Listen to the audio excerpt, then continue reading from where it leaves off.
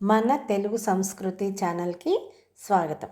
బాలలు, ఈరోజు మనం 10వ తరగతి పాఠ్యాంశం జలియన్ వాలాబాగ్ నుంచి 5వ పద్యము, ప్రతిపదార్థం, భావం, అలాగే 6-7 పద్యాలకు కూడా తెలుసుకుందాం.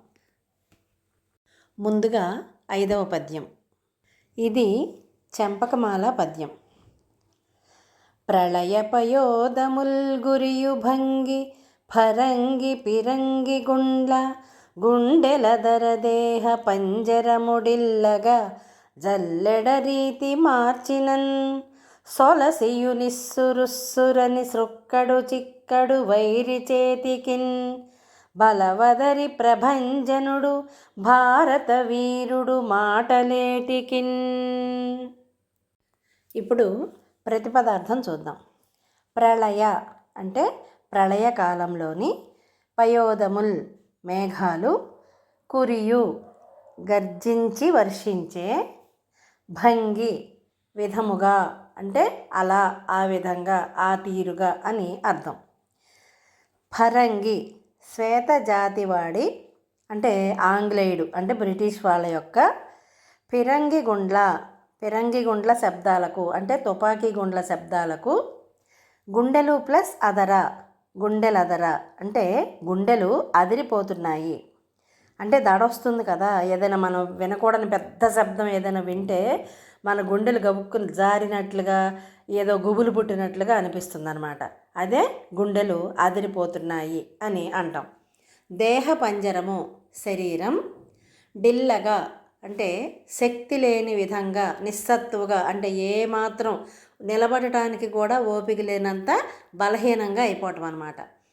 జల్లెడ రీతి తుపాకీ గుండ్లతో శరీరం మొత్తం జల్లెడలోని రంధ్రాలలాగా, అంటే ఏమిటి, శరీరాన్ని తూట్లు పొడి చేయటం తుపాకీ గుళ్ళతోటి. అంటే ఖాళీ లేకుండా దేహం నిండా తుపాకీ గుళ్ళతోటి కాల్చేసేయటం అన్నమాట.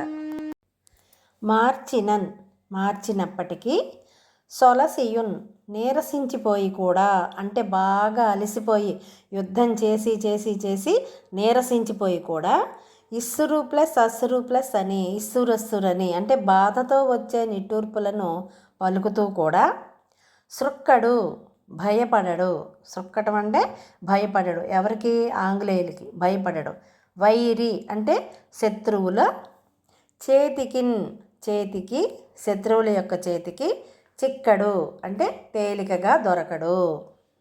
మాటలు ప్లస్ మాటలేటికిన్ అంటే ఇన్ని మాటలు చెప్పడం దేనికి, భారత వీరుడు అంటే భారతదేశంలోని వీరుడు.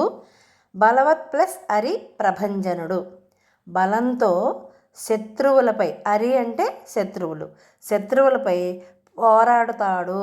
బలవత్ ప్లస్ అరిప్రభంజనుడు అంటే బలంతో శత్రువులపైన పోరాడతాడు. నీరసించిపోయినా సరే శత్రువుల చేతికి చిక్కకుండా, తేలికగా దొరకకుండా చాలా బలంతో శత్రువుల మీద పోరాడతాడు అని కవి ఇక్కడ చెప్తున్నారు. భావం చూద్దామా. ప్రళయకాలంలో, ఇక్కడ ప్రళయం అంటే నాశనం అన్నమాట. అంటే నాశనం అయిపోవటాన్నే ప్రళయం అని అంటారు. ప్రళయకాలంలో గర్జించి వర్షించే మేఘాల్లా ఆంగ్లేయులు భారతీయ సమూహంపై తుపాకీ గుండ్ల వాన కురిపిస్తున్నారు. శ్వేతజాతి వాడి ఫిరంగి గుండ్ల శబ్దాలకు అక్కడి వారి గుండెలు అదిరిపోతున్నాయి.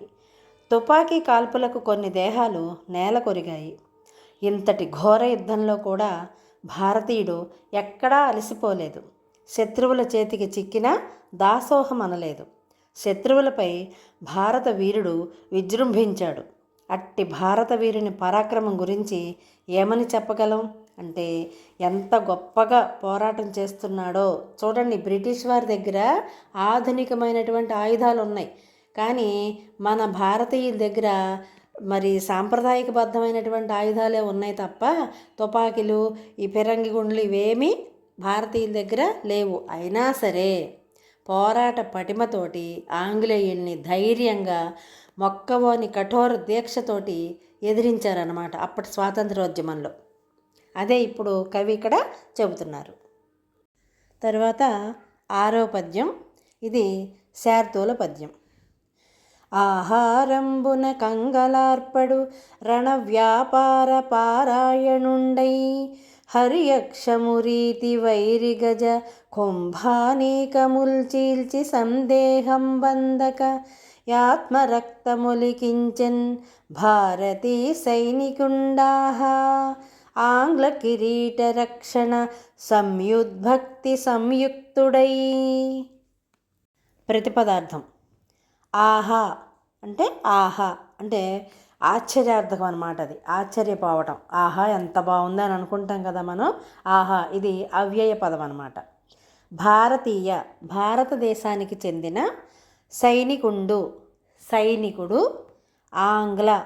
ఆంగ్లేయుల యొక్క అంటే బ్రిటిష్ వారి యొక్క కిరీటాన్ని అంటే ఏమిటి, ఆంగ్లేయులు అప్పుడు మనల్ని పరిపాలిస్తున్నారు కదా, వాళ్ళ యొక్క పాలనని రక్షించటానికి సముద్యత్ సిద్ధపడుతూ భక్తి లేదా భక్తితో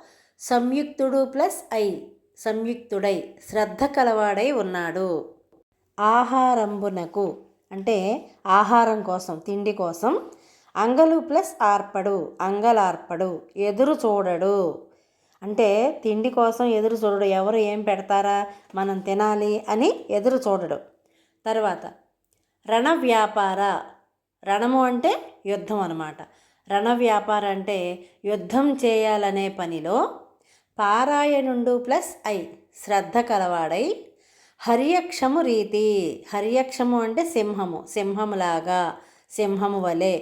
ఇక్కడ హరియక్షము అనే పేరు సింహానికి ఎందుకు వచ్చింది? దాని కన్నులు బంగారము కరిగించినప్పుడు ఏ రంగులో ఉంటుందో అంటే ఇంచుమించు పసుపు పచ్చని రంగులో దాని కళ్ళు, అక్షము అంటే కన్ను అనమాట. హర్యక్షము అంటే పసుపు పచ్చని కన్నులు గలదైనటువంటి సింహములాగా అని ఇక్కడ అర్థం. వైరి అంటే శత్రువులు, గజ అంటే ఏనుగులు.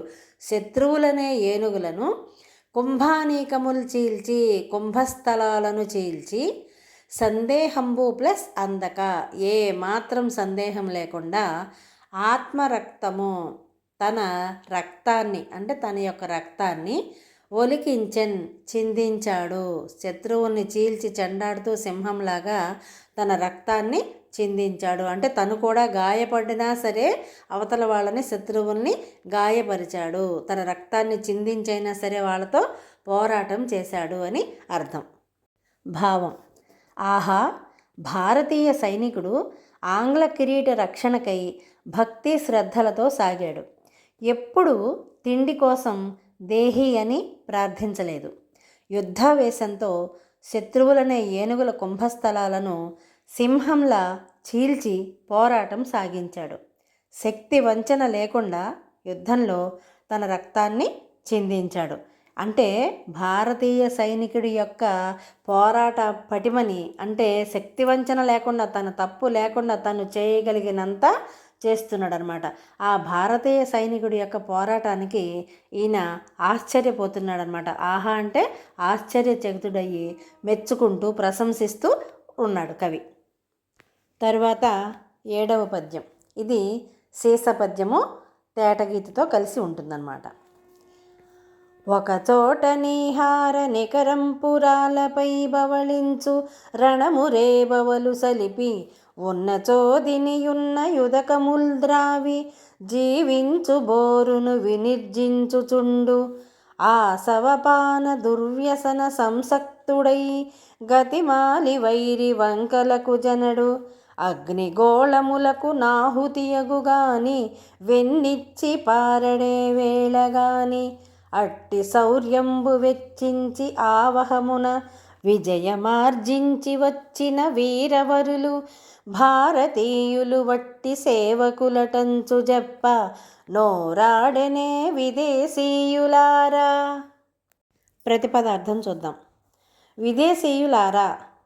విదేశీయులారా భారతీయులు, భారతదేశంలో ఉండేటటువంటి ప్రజలు అంటే భారతీయులు, వట్టి కేవలం సేవకులు అటంచు, సేవకులు అని చెప్పి అంటే సేవ చేసే మీరందరూ మాకు సేవ చేస్తున్నారు అని భావం వచ్చేలాగా సేవకులు అని చెప్పడానికి నోరు ప్లస్ ఆడెనే, నోరాడెనే అంటే మీకు నోరు ఎలా వచ్చింది, భారతీయులందరూ మాకు సేవకులు అని చెప్పటానికి మీకు నోరు ఎలా వచ్చింది అని కవి అడుగుతున్నాడు అనమాట. రణము యుద్ధరంగంలో, ఒకచోట నీహార అంటే ఒక్కొక్కసారి, నీహార అంటే మంచు అని అర్థం. నీహారము, తుషారము, హిమము ఇవన్నీ కూడా నీహారము అనేదానికి, మంచు అనేదానికి పర్యాయ పదాలు. ఒకచోట నీహార అంటే ఒక్కొక్కసారి మంచు, నికరము ప్లస్ రాళ్ళపైన, రాళ్ల గుట్టలపైన, ఒక్కొక్కసారి మంచు పైన, ఒక్కొక్కసారి రాళ్ల గుట్టలపైన. రేబవలు సలిపి, రాత్రి పగలు. రేబవలు అంటే రే అంటే రేయి లేదా రాత్రి, బవలు అంటే పగలు. రేబవలు సలిపి అంటే రాత్రి పగలు కూడా యుద్ధాన్ని చేసి, పవళించు నిద్రిస్తాడు. చూడండి, ఒక్కొక్కసారి యుద్ధరంగంలో మంచు మీద పడుకుంటాడు, రాళ్ళగుట్టల మీద పడుకుంటాడు, రాత్రి పగలు కూడా యుద్ధాన్ని చేసి నిద్రిస్తాడు. అసలు ఎక్కడ పడుకుంటున్నాం అనే ధ్యాస కూడా లేకుండా అలసిపోయి పడుకుంటాడు. అలాంటి వాడిని సేవకులు అంటానికి మీకు నోరు ఎలా వచ్చింది అని చెప్పి బ్రిటిష్ వాళ్ళని ఈ కవి ప్రశ్నిస్తున్నాడనమాట. పోరును వినిర్జించుచు ప్లస్ ఉండు అంటే యుద్ధంలో గెలుపొందటానికి పోరు, రణం, కథనం ఇవన్నీ కూడా ఈ యుద్ధానికి ఉన్నటువంటి పర్యాయ పదాలు. యుద్ధంలో గెలుపొందటానికి ఉన్నచోన్ తిని, ఉన్నప్పుడు తిని, ఉన్న ఉదకముల్, ఉదకము అంటే నీరు, ఉన్నటువంటి నీటిని త్రావి జీవించుచున్ తాగి జీవిస్తాడు. మాకు పరవన్నాలు కావాలి, పంచభక్ష్యాలు కావాలి, అది కావాలి, ఇది కావాలనే కోరికలు ఏమీ ఉండవు ఆయనకి. సైనికుడికి, యుద్ధంలో పోరాడేటటువంటి సైనికుడికి అది తినాలి, ఇది తినాలనే కోరికలు కూడా ఉండవు. శత్రువులపై విజయం సాధించాలి అనే కోరిక ఒక్కటే ఉంటుంది. ఆ దృష్టితో ఉంటాడు కాబట్టే ఏది ఉంటే అదే తింటాడు, నీళ్లు ఉంటే కనీసం అవన్నా తాగి జీవిస్తాడు అంతే. తర్వాత ఆసవ అంటే మత్తు పదార్థాలను పాన సేవించాలని, దుహ్ ప్లస్ వ్యసన, దుర్వ్యసన అంటే చెడు అలవాట్లకు, సంసక్తుడు ప్లస్ ఆసక్తి కలిగిన వాడై, గతిమాలి దిక్కు లేకుండా, వైరి వంకలకున్, వైరి అంటే శత్రువుల, వంకలకున్ అంటే వైపునకు, శత్రువుల వంక కూడా, చనడు వెళ్ళడు, చనటం అంటే వెళ్ళటం అన్నమాట. గతిమాలి దుర్వ్యసనాలకు లోనయ్యి దిక్కులేని వాడిలాగా శత్రువుల వైపునకు అస్సలు వెళ్ళడు అని ఇక్కడ అర్థం. అగ్నిగోళములకున్ తుపాకీ గుండ్లకు, ఆహుతి ప్లస్ అగున్ ప్లస్ కానీ, ఆహుతగున్ కానీ అంటే ప్రాణాలు పోగొట్టుకుంటాడే కానీ, ఏ వేళన్ ప్లస్ కానీ ఏ వేళలో అయినా సరే, వెన్ను ప్లస్ ఇచ్చి శత్రువులకు వెన్ను చూపించి, అంటే వెన్ను చూపించడం అంటే ఏమిటి, పారిపోవడం అన్నమాట. అంటే పారిపోతుంటే పారిపోయే వాళ్ళ వీపు వెనకాల ఉన్న వాళ్ళకి కనిపిస్తుంది కదా, అందుకని పారిపోడు, వెన్ను ఇచ్చి అంటే వెన్ను చూపించి, పారడు పారిపోడు, శత్రువులకు వెన్ను చూపించి పారిపోడు అని ఇక్కడ అర్థం.